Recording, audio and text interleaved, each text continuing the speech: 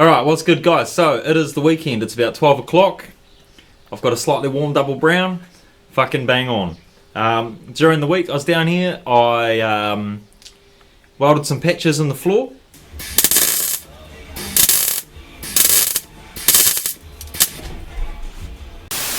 They came out not too bad, and then I also gave the whole floor a quick sandback and covered it with undercoat.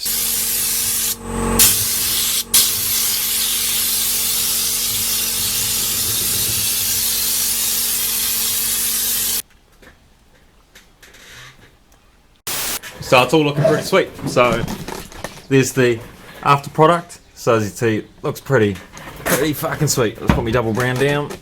And there is the patch. I mean, my welding's a bit fucking janky, but don't worry about that. This one came out heaps better.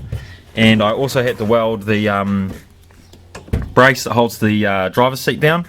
So put a little patch there and a bit of a weld there and rah-de-rah. But the floor looks pretty sweet now, so it's time to put some seats in it.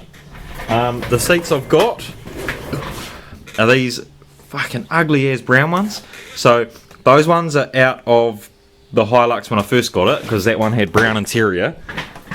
That one there is out of the cab that we towed back from up Taupo ways. And I'm sure there's another one of those around somewhere. Fuck knows where. But these two here on the back of my ute are out of a Surf. They've been sitting at my house for a few years now. So as you can see, there's cobwebs and shit on them, but they're in pretty good condition. I just need to tidy up underneath them, sort of fix the wire that that operates the slider. And I also need to get rid of the spiders in them so they don't bite me in the ass and do spider stuff. So today's goal is to get some seats in there so I can start cleaning the interior and fucking sweet. Then I'll be able to sort of, actually drive it. And check this out, man. I haven't started this since I've got it since I've got here. I've only been here about 10 minutes. Oh ho ho ho. Hunting for idle a bit there, but remembering it's cold and it's carbureted.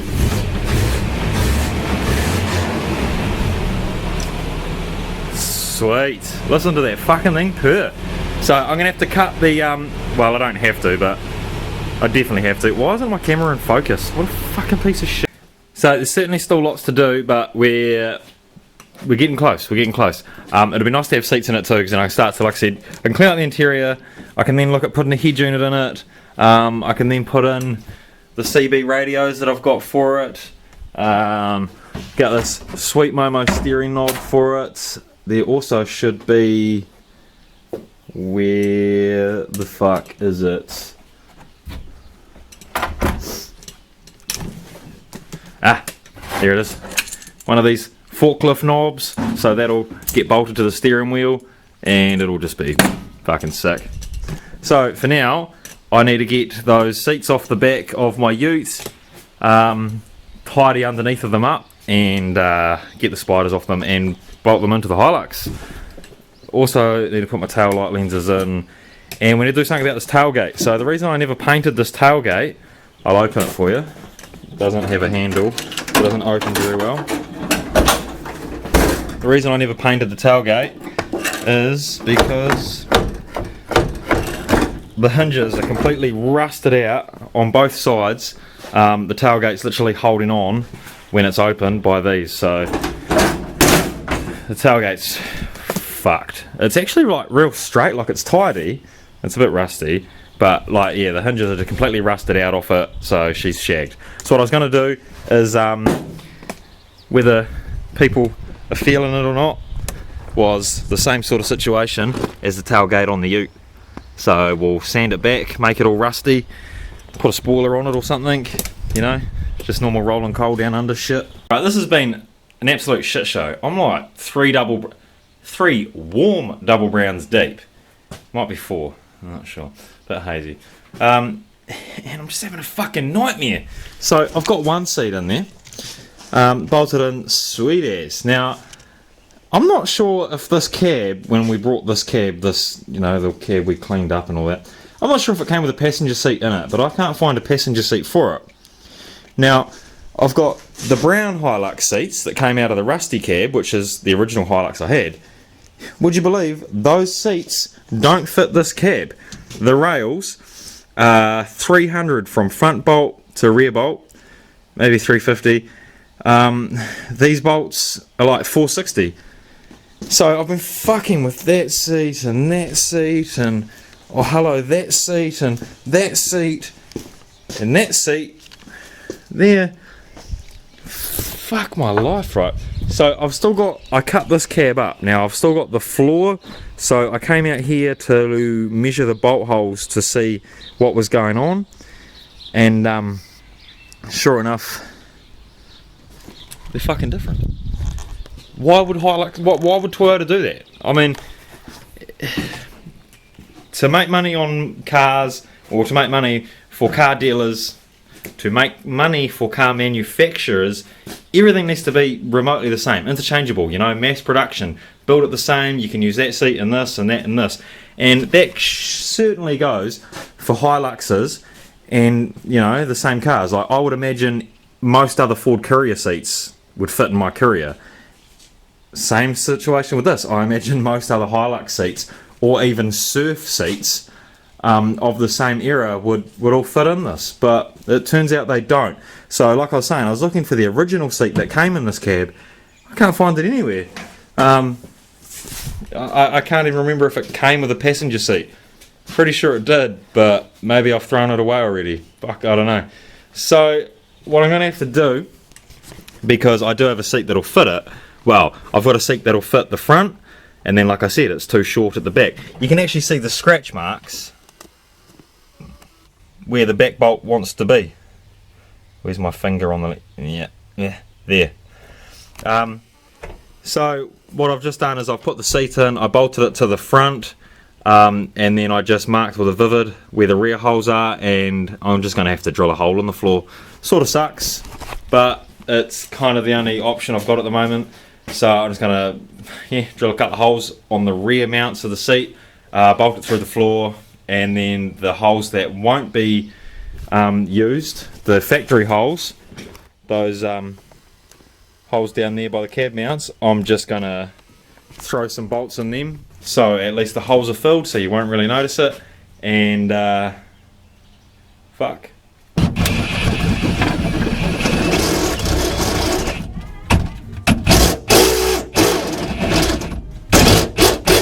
Alright, so now the interior is mostly together. Got some nice off-road floor mats in there, so they've actually got like a tray to carry the mud.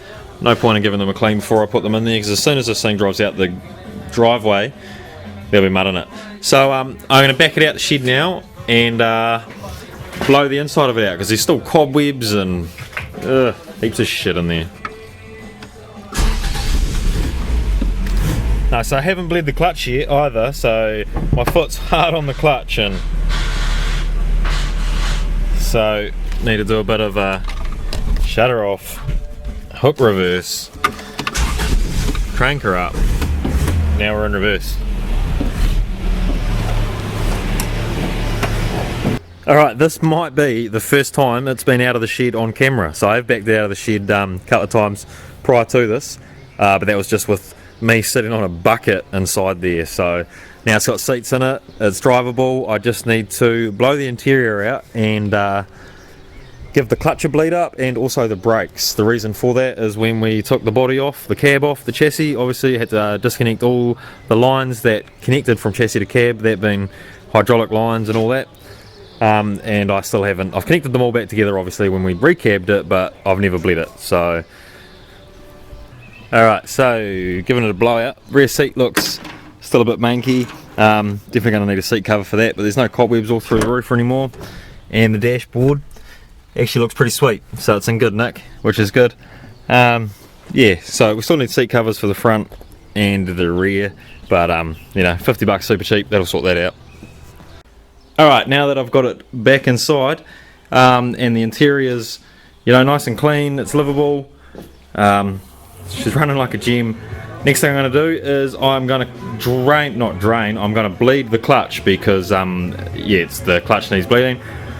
So because the clutch is one line, all I'm going to do, I'm going to bleed this by myself, and I'm literally just going to do it by getting underneath it and loosening off the nipple on the slave cylinder, and then I'm just going to let it gravity feed down for a few minutes and do the nipple back up, and hopefully the clutch is bled. So okay, so I've cracked the nipple off the slave cylinder. You can see it dripping there. I'll just let it drip for a few minutes and then do it back up, and hopefully, maybe not, hopefully the clutch will just self-bleed. Alright, still Saturday night, dark outside, many double rounds later. Had some guys over, yarns, all that. So done fuck all over the last few hours, except I did tidy up the wiring. So I had the problems after I blew the ignition module, the electronic ignition module in the distributor. I've changed it, well, since I've changed it to points and a condenser, and I've only just tidied that wiring up. So there's only a positive and a negative on the coil, and a 5 volt, I just pulled that off, and a 5 volt feed to the coil through that resistor. And if you remember when I pulled the motor out, when I pulled the cab off, that coil literally had like 6 wires on it, 3 on the negative, 3 on the positive. So we've certainly tidied that up. Right, well, it's late, the double browns are getting the better of me. I'm just procrastinating now. I'm gonna go home, edit this video. It's into Saturday night, got a bit done today, Sunday tomorrow. Hopefully I might take this out to the river tomorrow. So I'm at the point where the electronics seem to be running sweet. Wiring's starting to look pretty much done. The truck mechanically should be pretty solid because it was solid before we done the cab swap. So yeah, we'll see how she goes. But if you're here for the first time, smash subscribe. Long time viewer, too much. Smash a comment down below, and see you on the next one.